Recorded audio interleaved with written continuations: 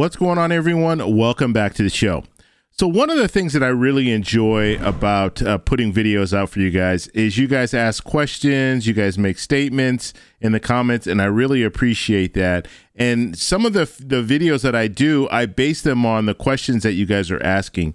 And so that's what we're going to talk about today. We're going to talk about where the government gets their money from, okay? Where they get their money from, as well as where Social Security falls in, where SSDI falls in, and where some of these other, expenses come from. And so basically how the federal government gets its money. And some of this information is going to be pretty shocking to you. So that's what we're going to focus on in this video. But first off, if you guys can do me a favor, please like the video, subscribe to the channel, hit that little bell notification, and then click all. By clicking all, you'll get notified anytime we post a video. We do daily videos here, so by clicking the bell notification and clicking all, you should be getting updated every day. And please remember to follow me on Twitter at the TEC Show Live. Okay, so let me go over to the question first, and then we're going to take a look at this graph, and this was put on by Pew Research. And so this is the comment by Bradley. Thank you, Bradley, for the comment. How is the debt ceiling connected to Social Security disability? It is my understanding that Social Security is independent of the federal government and they draw from their own funds. Okay, Bradley, and thank you for the question. Now, this is absolutely true. Social Security disability, Social Security tax, all that money is collected by the federal government, but it's in different banks. Okay, so when it comes to the debt ceiling is all that discretionary spending that these politicians are spending every year. That's the discretionary spending. We're talking about mandatory spending. This is money that's collected. It's put in a separate bank and it's used for Social Security disability. It's used for Social Security and things like that. So we're going to take a look. Let me show you this graph here, and this will illustrate exactly where the money is coming from. So we have to zoom in here, and I will start at the very top, and we're going to work our way around, and then we'll be able to see exactly where the money is being collected. So the first thing here, $10.3 billion, and that is for the alcohol taxes. Okay, so when you buy alcohol, you're paying taxes. Some of that money is going into this bank here. So all of these, we're just going to call them different banks. That's the way we'll phrase it. Some of it is discretionary spending and some of it is mandatory spending. So looking at some of the other things here, other miscellaneous receipts, $39.4 billion. That's in this area here. Now, as we move over, the question that was asked about Social Security disability, here it is right here. So, and this is just in 1 year. Okay, this is the projection for 2023. So $173.9 billion for Social Security disability tax. So when you're working, you're paying into this Social Security disability tax. You need to think of it like this. When it comes to Social Security, and this is not mentioned often enough, this is an insurance. Okay, you're paying an insurance. So when you retire, you'll have a little bit of money set aside to help you when it comes to your retirement, as well as Social Security disability. If you get hurt while you're working and you're no longer able to work, now you have a little bit of money that's set aside in order to help you pay your bills and things like that. So look at it like an insurance, just like when you pay for car insurance and things like that. If something happens, you get in an accident, that's when the insurance will kick in. This is the same thing. Okay, this is social insurance. That's the way that we should be looking at this. And that way people will understand, okay, this is necessary. This is not one of those things that we want to privatize, or this is not one of these things that we want to do away with, because we need it. If we get hurt at work, we need to have some type of insurance in order to help us get through that. So let's go ahead and move on here. So $16.1 billion, that's Airport Airway Trust Fund. I didn't even know we had one of those, but apparently we do. So let's move forward here. Medicare tax. Okay, so you know that when you're working, you're getting taxed, and part of that portion of the Medicare tax. And so when you reach 65, you'll be able to get on Medicare. So that's another benefit there. So that's $408.9 billion that will be collected this year. Now, $6.9 billion, that's for other retirement. I'm not exactly sure what other retirement is, but that's another category. Unemployment insurance. This is another insurance that we don't really think too much about, but when you're working, you're paying into the unemployment tax. And that unemployment tax, if you were to lose your job, you would be able to get this unemployment insurance.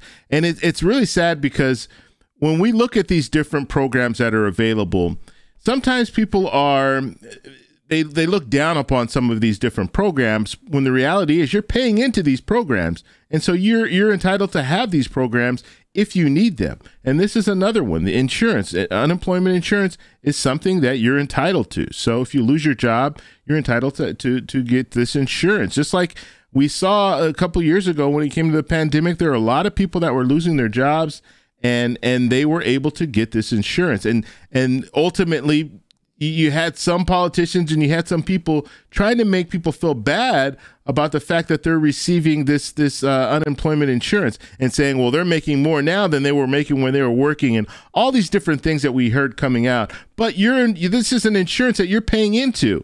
And so it's just like, we'll go back to the whole car scenario. Let's say you're paying your insurance for your car, and you don't have an accident for 20 years, and then you have an accident, and now you're able to get some of that insurance back. Should you feel guilty for getting some of that insurance money to help you fix your car? Or should you think, you know what, I've been paying into this for 20 years. Of course, if there's something that goes wrong, I should be entitled to that money. So let's go ahead and move forward here and look at some of the other stuff. Railroad retirement, $6 billion there. Now, here's some of the big ones, okay? Here are some of the big banks. One here is the Social Security tax. So we know about this, the payroll tax. We've been talking a lot about this. And so everyone who is working right now is paying into the payroll tax, or I should say most people, not everyone. Some people have pension plans set up, so it's a little bit different. But most people are paying into the payroll tax. So each individual is paying 6.2% and their employer is paying 6.2%. And that's the 12.4% that the Social Security Administration collects on people who are working. So that's how that works out. Now, $1 trillion. So that's a lot of money. That's a lot of money that's going into this bank. This is mandatory spending. This is not discretionary spending. So this is in a separate bank.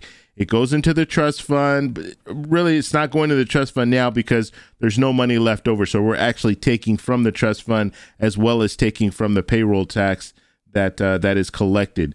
So that's what we're looking at when it comes to that. Let's look at transportation trust fund here, $41.9 billion.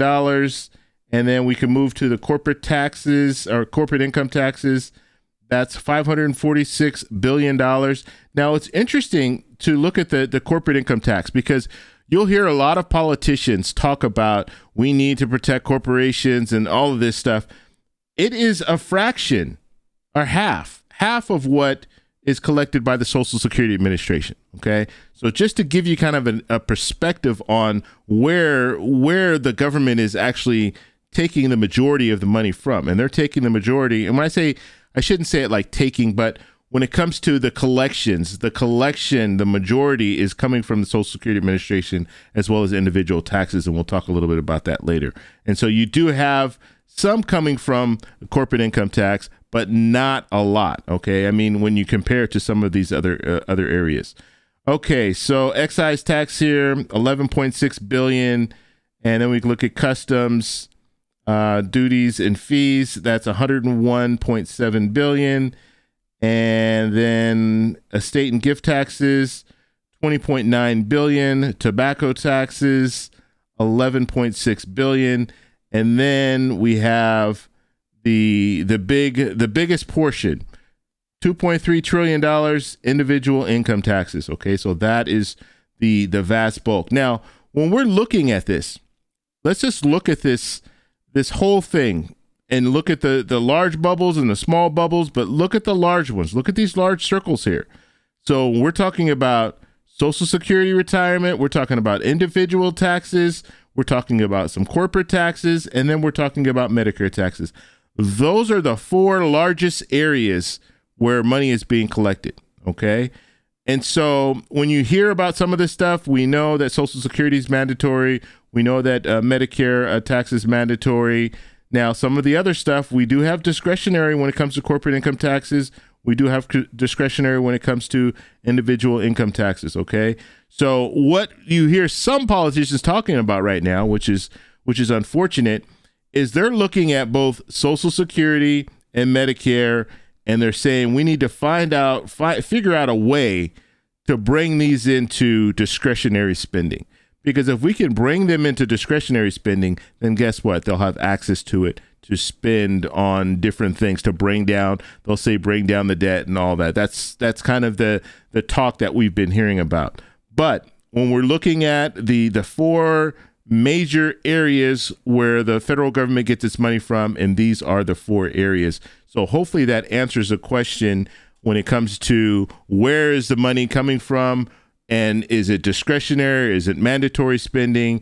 And right now, Social Security and Medicare, it's mandatory spending. And that's a good thing. Mandatory spending is a good thing because that means that they can't just dip in there and start making cuts. Now, they can make cuts in different ways, okay? So they can say, you know what, full retirement age, we're going to raise that up to 70. That is a cut to Social Security. They can also hurt these programs by saying, we're going to privatize Social Security. So those people who are younger, who are paying into the payroll tax, a portion of that will let you invest that on your own, things like that. And that will actually hurt the program because that means less payroll tax money is going to the Social Security Administration to allow them to pay off benefits. So when it comes down to it, there are a lot of different ways that these politicians right now that are talking about cutting Social Security or raising the full retirement age and all that. There are a lot of different ways that they can hurt Social Security. And so that's why we need to keep an eye on what's going on in Congress.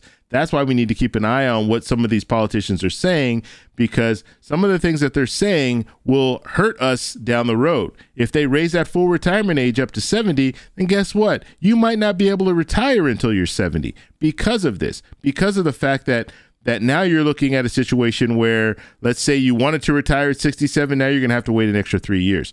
Or if they raise Medicare eligibility up to 70, so it's at 65 now, they raise it to 70. There are a lot of people that are looking at age 65 as a time to retire because they can start collecting Medicare. So let's say you have a 401k, you have some money, and you don't really have to rely too much on Social Security, but you know you're going to need health insurance until you wait until you're 65, because if you don't wait until you're 65, you're probably going to be paying $1,000, even maybe $1,200 or $1,500 just for health insurance for you. And so in a situation like that, it makes sense to wait until you're 65. But guess what? What if they raise the Medicare eligibility up to 70? Now you're going to have to wait 5 more years. You're going to have to wait until you're 70 before you can retire if you want to get that same health coverage. You want to get Medicare. So there are a lot of different things that are out there. I just wanted to bring this to your attention when it comes to how much money the federal government is collecting and where they're collecting that money from. If you guys have any questions, let me know down below. If you like this video, please give me a thumbs up. Please subscribe for more, and I'll talk to you in the next one. Bye.